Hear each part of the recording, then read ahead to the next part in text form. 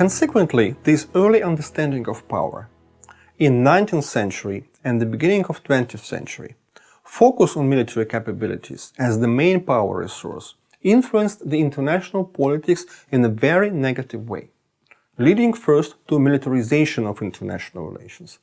Every state, every great power in Europe before the beginning of the First World War tried to maximize its military capabilities, and by doing this provoked the other for doing the same, like France and Germany or the United Kingdom. However, it also made the interstate relations absolutely clear. Balance of military capabilities between the key powers meant peace, while misbalance led to the conflicts.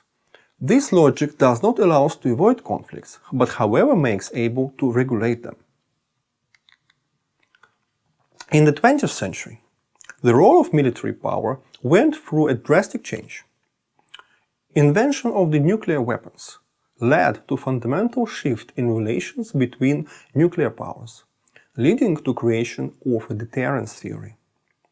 In the most general sense, deterrence is a preemptive influence of a state's behavior based on the capacity to make a crucial damage to your partner, to your enemy.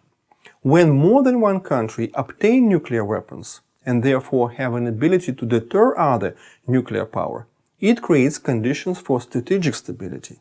And still even now, we live in this world of deterrence, when two major military powers, the United States and Russia, deter each other, and that creates a certain stability. We do believe that the nuclear war is impossible because both superpowers have enough capabilities to destroy not only each other, but the rest of the planet. And that's why we do believe that they will not go for war between them.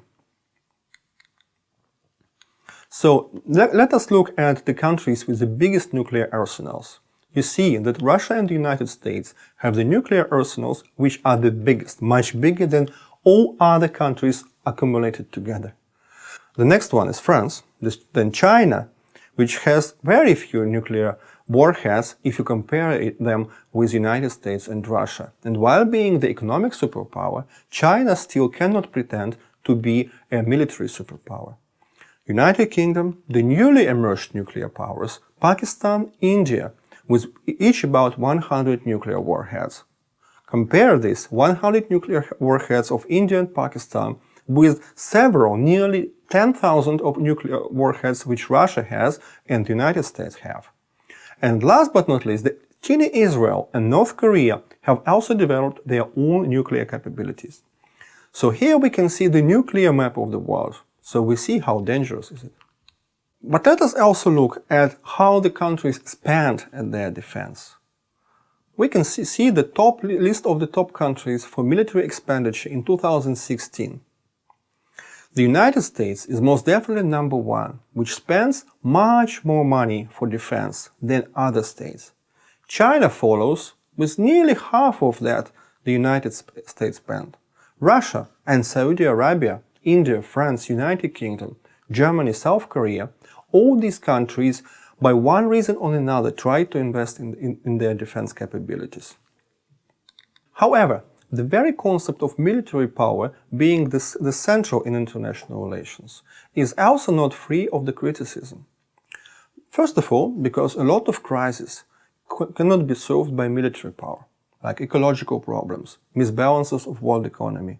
You can have very huge military power, but it will not help you to become a world leader in fighting the ecological problems or changing the misbalances of world economy.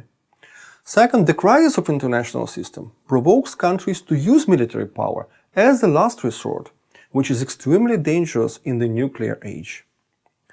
Also, military expenditure drives resources from the other spheres: education, science, fight against poverty. More countries spend for defense, less they are able to spend for the medicine or education. They actually invest not in the continuation of life, but they invest in the capability of killing each other.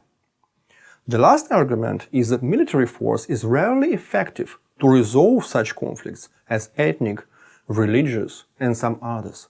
And these intrastate ethnic and religious conflicts are dominating contemporary international scene.